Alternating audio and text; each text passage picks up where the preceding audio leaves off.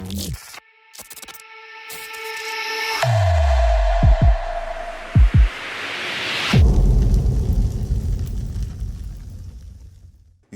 what it is, YouTube? It's your boy Nix coming back with another bullseye of a video here today on the channel.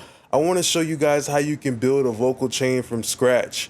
So usually I know a lot of the new people who are starting to make music, they usually start off with a template, which is what I would definitely recommend. But eventually what you want to do is you want to kind of take the training pads off of the tricycle or the bicycle, and you want to be able to take off for yourself. So this video is all about how to build your own vocal chain from scratch. I will be using a little mix of like UAD plugins and Waves plugins together. So let's go ahead and get started today. I don't want to waste any time. Let's play the vocal that we have here today. Que sempre te contei. Tô aqui pensando naquele jeito que nós nos amamos. Depois das vezes em que nós brigamos, a intensidade era 1000 vezes 100. Beijo de língua mordendo o pescoço, tu vinha por cima fazendo do jeito que só tu sabia. Tua boca, teu cheiro não tem pra ninguém.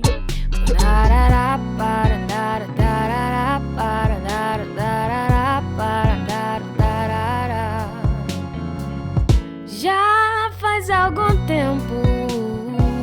Alright, so that's the general idea that we have right here. The very first thing that I think you should be doing when you're processing your own vocal chain to make it easier for yourself, what I used to do is I used to just have each track, right?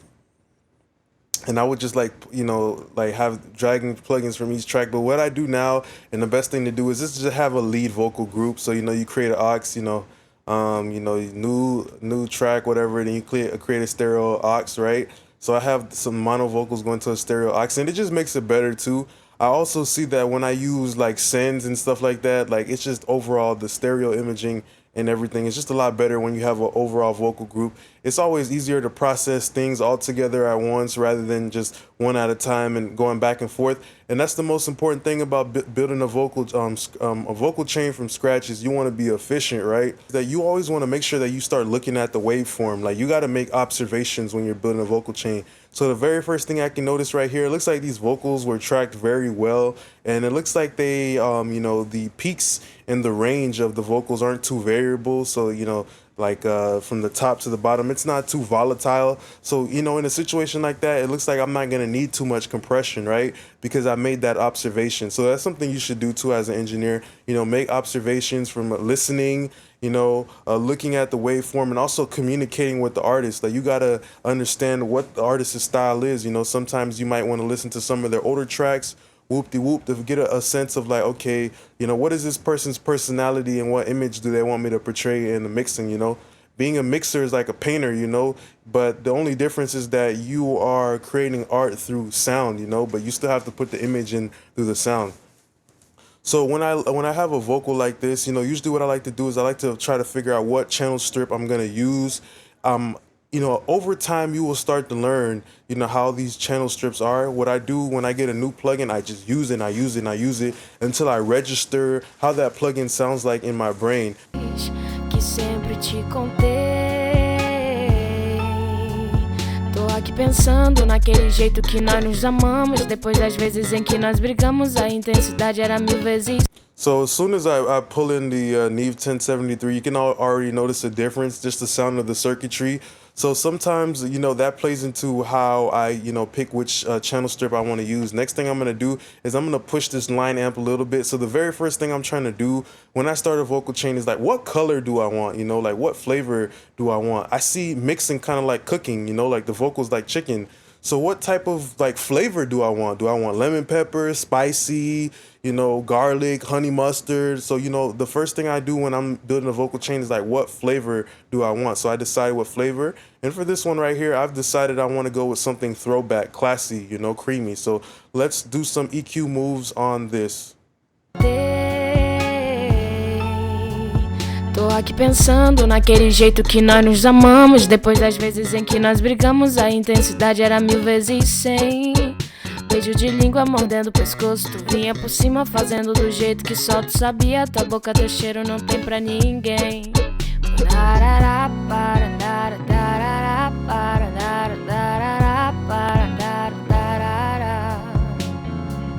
Já faz algum All right, so we just did some basic things right there. I just added a little bit of Neve preamp, just something to give me color. I could have used something like NLS Bus too as well, but whatever it is, the first thing I'm trying to look for out the gate is just some color, right? And I'm not gonna use this filter. I'm just gonna use it for the preamp. Next thing I'm gonna go with is some EQ, right? So you got to understand with the EQ in the beginning, if you're a beginner, you're just now learning. I think the best thing for you to do is to just understand how to get the filters right every time. You know, the filters are pretty important for you establishing the positioning, right? If you want something to sound more back, you know, it'll kind of have less low end, you know, because that's how it is in real life, you know. And you got to use the EQ as a kind of like a binarial trigger for your audience to understand, like, okay, there's vocals in the front, there's vocals in the back, but you as an engineer in the very beginning, you got to start already creating that sound stage, and EQ is the very first spot. So it's a female vocal, right? You have to also consider things like that as well, you know. Maybe these you know, vocals were tracked also with a little bit of high pass filter too, you know, because they just sound so clean. So you want to be very moderate with the EQ. Once you realize what's going on, you know, as you're building a vocal chain, you have to realize, first of all, what's going on with the song before you do anything at all. You know, are these poorly recorded or are these well recorded, right? So that's going to play into your decisions if you have to do a lot of process or a little bit of process, and you should focus your creative energy elsewhere, you know? So the creative energy of you building a vocal chain is limited. It's a limited resource. So you got to figure out how you're going to distribute it. You know, am I going to do automation? Am I going to do a lot of diving in on this EQ, diving in on this compression? Like you got to figure out how you're going to allocate your creative energy, right? So I'm going to go with a very small high pass filter. You can usually how I would start with a vocal chain is like this. I would go too far and pull it back. Tô aqui pensando naquele jeito que nós nos amamos. Depois das vezes em que nós brigamos, a intensidade era 1000 × 100. So when I go all the way over here to like the 400s, I would see it's too much, right? So you have to make it obvious for yourself in the beginning, you know? You got to make it very obvious to yourself that this is too much, right? And from there, you know, just back up until you feel like you got it right, and maybe try to do it again and again and again and see if you land off at the same spot, right? You want to be able to hear exactly what the high pass filter is doing and what it's catching as you're building that vocal chain, right? Tô aqui pensando naquele jeito que nós nos amamos. Depois das vezes em que nós brigamos, a intensidade era 1000 × 100. Beijo de língua mordendo o pescoço, tu vinha por cima fazendo do jeito que só tu sabia. Tua boca, teu cheiro não tem pra... All right, so the next thing I'm going to move on to is my high pass filter, right? So I didn't necessarily add the high pass filter for clarity. No, I added it more for like how I want it to sit into the mix, right? So because I use the high pass filter, less low information. Like if I'm talking all the way from the other side of the room, you're going to hear way less low end, right? So I'm using this EQ as a way to set my sound stage. I don't care about making something sound less boomy or not, because I've already established in the very beginning that, hey, you know, these vocals were recorded pretty good.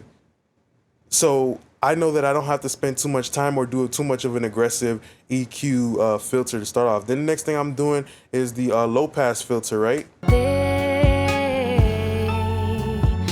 Aqui pensando naquele jeito que nós nos amamos. Depois das vezes em que nós brigamos, a intensidade era 1000 × 100. Beijo de língua mordendo o pescoço, tu vinha por cima fazendo do jeito que só tu sabia. Tua boca, teu cheiro. So the next thing that we will do is I will slightly adjust my my cue a little bit to depend how steep I want it. So let's play around with that. You know, a great way to get things right is just scroll around and just wait till your heart tells you if it sounds right or not. So let's do that. Tô aqui pensando naquele jeito que nós nos amamos. Depois das vezes em que nós brigamos, a intensidade era 1000 × 100. So pay attention to how when I mess with the cue or the steepness of the low pass filter, just pay attention to how, you know, it's controlling the high end, right? Because that high end is a part of the presence, right? The feeling of a vocal is usually in the mid band, but usually like the initial transient, like you know, of a vocal, the character is usually in the higher mid. So depending on how you play with the low filter, you can make a vocal sound less present. So let's pay attention to that real quick. Tô aqui pensando naquele jeito que nós nos amamos. Depois das vezes em que nós brigamos, a intensidade era 1000 vezes 100. Beijo de língua mordendo o pescoço, tu vinha por cima fazendo do jeito que só tu sabia. Tua boca, teu cheiro não tem pra ninguém.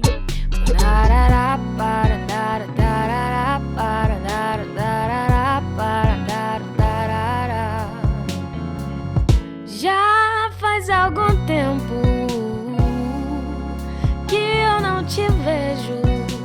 So by using the low pass filter, you can kind of see that when we have a kind of like a softer, slope, what it's doing is it's kind of softening the transient, right? And in a situation like that, when it's softening the transient, it's making it kind of sound like the vocal has less impact, right? And that it's also kind of a little bit farther back. So you can use very simple filters to control the positioning of a vocal. If you want it to be front to back, or pretty much that's how I see filters. I don't just see it like, oh well, I need to make my vocal sound a little bit less muddy, or oh, I want to make my vocal sound a little bit less bright. Now I don't see it like that, Some other people do see it like that. Cool if that works for them, but I just see it in a musical way, as I'm affecting the tone with the filters. I don't care about if it's too bright or too dark. I don't really care about that, because there's other ways to fix that, So that's just an alternative way that you can see something as basic as filtering, right?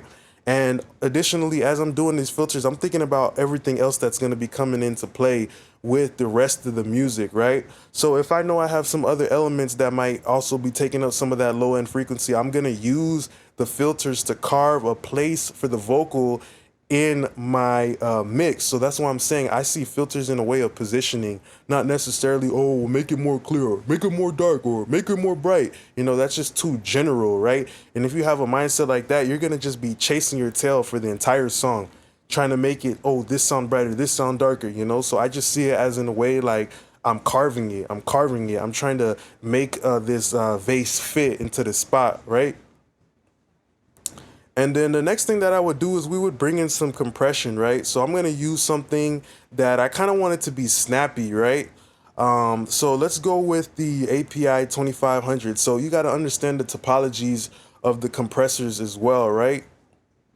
You got to understand the topology of the compressors, because those characteristics also play into it, right? You just don't pick any random compressor. You should be thinking about, hey, this is a tube compressor, so this will kind of bring it forward for me, right? And in addition to that, you should be considering that while you're doing your EQ moves. Maybe sometimes you could cut off a little bit too much low end, but then you bring in a tube compressor after to give you back some of that forwardness, some of that positioning.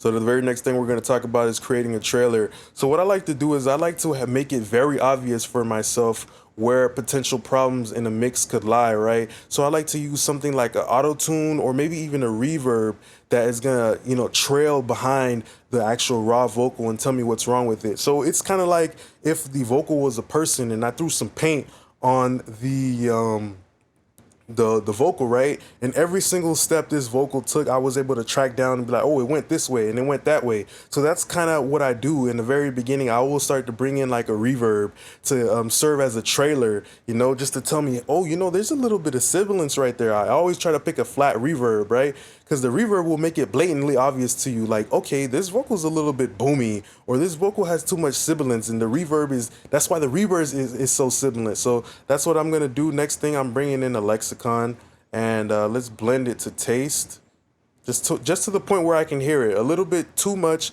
than I would usually use, but just to the point where I hear it. Aqui pensando naquele jeito que nós nos amamos. Depois das vezes em que nós brigamos, a intensidade era 1000 vezes 100. Beijo de língua mordendo o pescoço, tu vinha por cima fazendo do jeito que só tu sabia. Tua boca, teu cheiro não tem. Tô aqui pensando naquele jeito que nós nos amamos. Depois das vezes em que nós brigamos, a intensidade era 1000 vezes 100. See, now pay attention. The sibilance becomes way more obvious that it's apparent when you hear it through the trailer. In this situation, my trailer is the reverb. Sometimes I use auto-tune as my trailer, right? The auto-tune will start like tuning, like the mid bass or whatever bad frequencies are there, and it will make it very obvious to me that I got to go in there and fix it, right? So that's why I always put my auto-tune at the end. But I'm not using auto-tune here. That's just another way that I do it. So just listen to the reverb now. Listen to how you can hear the scratching and everything because of the trailer, which is my reverb. aqui pensando naquele jeito que nós nos amamos. Depois das vezes em que nós brigamos, a intensidade era 1000 vezes 100. Beijo de língua mordendo o pescoço, tu vinha por cima fazendo do jeito que só tu sabia. Tua boca, teu cheiro não tem pra ninguém. So you hear it when she says sons, you know, in Portuguese, like you obviously hear that, you know, there's definitely a big problem. So let's bring in a de-esser after that. Tô aqui pensando naquele jeito que nós nos amamos. Depois das vezes em que nós brigamos, a intensidade era 1000 vezes 100.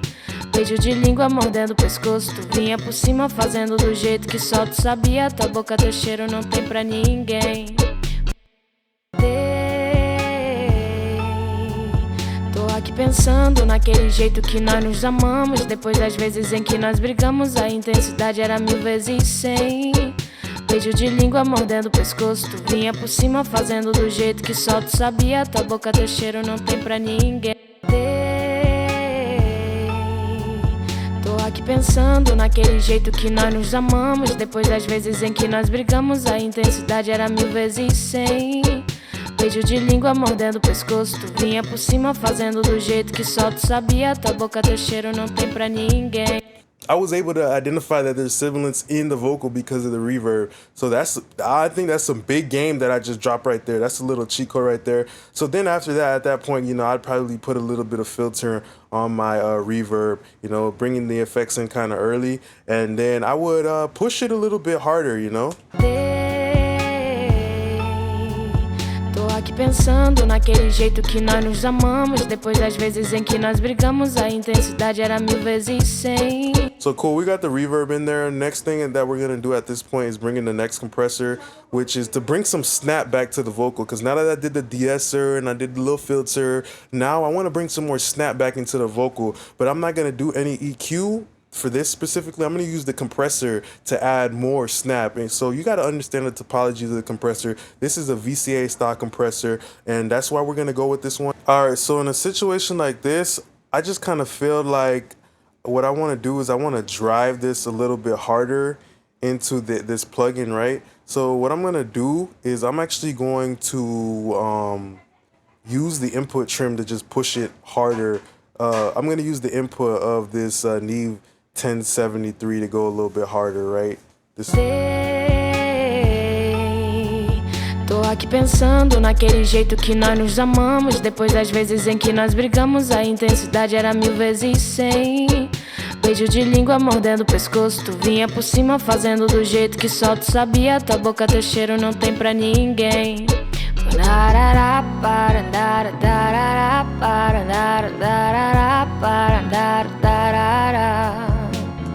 All right, cool. So I kind of like how that's sounding, and I'm just gonna double check on my de-esser. Tô aqui pensando naquele jeito que nós nos amamos. Depois das vezes em que nós brigamos, a intensidade era 1000 vezes 100. Beijo de língua mordendo o pescoço, tu vinha por cima fazendo do jeito que só tu sabia. Tua boca, teu cheiro não tem pra ninguém. So in a situation like that, that's what I always do when I build up a vocal chain. I like to, you know, sometimes send more level into the plugins depending, because it's going to give it a different sound, right? So as you can see, what I did right here is I actually used the output fader of the first plugin that I have right here to get not only more color, but some more level into the actual compressor, right? So that's another thing that I do when I have a vocal chain, right? And, you know, what next thing I'm going to do is I'm just going to bring in some parallel compression and a little bit of tape echo. Tô aqui pensando naquele jeito que nós nos amamos. Depois das vezes em que nós brigamos, a intensidade era 1000 vezes 100.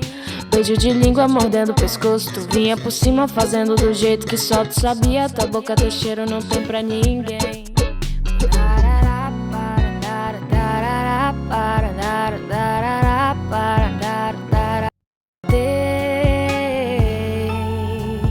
Tô aqui pensando naquele jeito que nós nos amamos. Depois das vezes em que nós brigamos, a intensidade era 1000 vezes 100.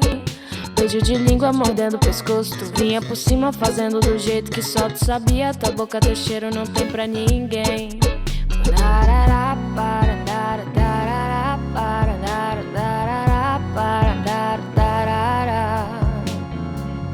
Já So now lastly that I have the UAD kind of going into the vocal going into the UAD, I'm going to show you guys one more trick that I like to do, and that's the EQ into the compression. So now that I kind of have that VCA compressor going, you hear like way more mid bass inside of her vocal. I like to use compressors as a trailer. Like how I said, I use the reverb as a trailer. I also use compressors as a trailer. And from there, I would just start EQing into the compression.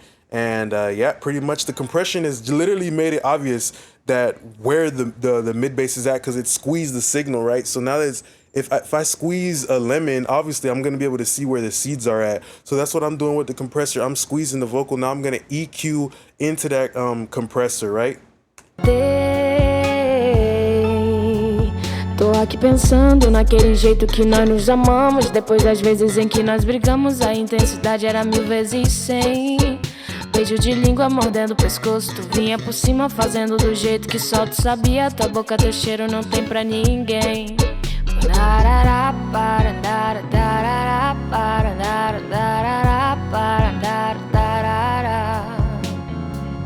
Já faz algum tempo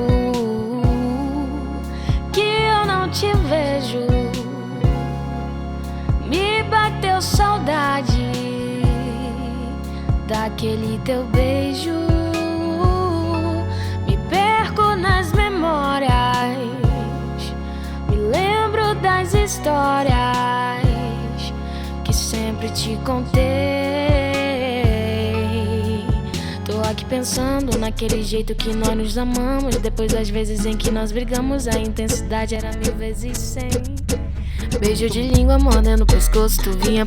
So let's listen to what we started off with and what we ended off with. Tô aqui pensando naquele jeito que nós nos amamos. Depois das vezes em que nós brigamos, a intensidade era 1000 vezes 100. Beijo de língua mordendo o pescoço, tu vinha por cima fazendo do jeito que só tu sabia. Tua boca, teu cheiro não tem pra ninguém.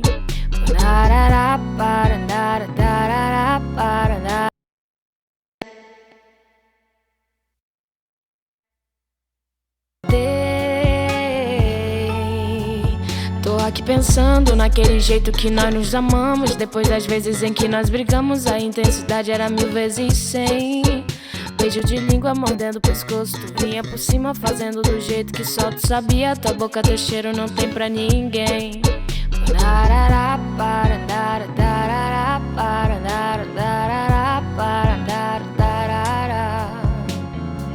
All right, then last thing I want to talk about is the Kramer tape. I just put it on a Kramer tape, and I use this preset, and I use the mono tape delay. So I'm using that to create space, right? So this is what I like to do in the beginning of me building my vocal chain. I'm trying to help the vocal get its own sense of space in the mix, and using stereo delays as well, and stereo reverbs, whoop de whoop, is a great way of doing that. But I like to use a mono delay, like a slapback delay, just to kind of give that little bit of separation, right? So that's what I'm trying to do in this video, was let you guys know that EQ is not just about, oh, I need to make it cleaner, or oh, I need to do this. No, it's about actually how you position something in a mix, right? So you have to be very aware of that, and also know that the effects that you use as well will play into it. So, you know, just keeping my idea in my head that I had from the start is I wanted an analog tone, so I cranked the noise all the way up, and then I used the RVox at the end to keep my noise in check. So that's something that I love to do. And pretty much that's it for this video. I hope you guys were able to learn something here today. I'm going to keep doing a series like this of how to build a vocal chain. My main thing that I wanted to talk to today in these videos about is just the trailer, you know, how you can use other plugins to make it blatantly obvious what moves you need to make, right? You can use a compressor to squeeze the signal and make it obvious to you where the actual problems of the low end is, versus in the beginning when you don't have nothing and you're rolling off too much, or you're boosting too much, you know what I mean? You can use the compressor to make it obvious. You can use the reverb to make it obvious as well if there's sibilance or too much mud, you know, use a flat reverb, and that reverb will kind of serve like a trailer, you know, kind of like a marker of, okay, this is what's wrong with the vocal, you know. The reverb will make it obvious. Auto-tune is another one of those things too as well. And another thing I wanted to show today was just the way that, you know, pushing the volume of plugins into other plugins to get certain tones and everything like that. So I hope you guys was able to find this video informative. This is a new format, a series I'm trying to try out, building a vocal chain from scratch. and you know, breaking down how did I feel and how did I get there. So I just want to say thanks a lot for being a great part of my YouTube family. Appreciate it. Peace.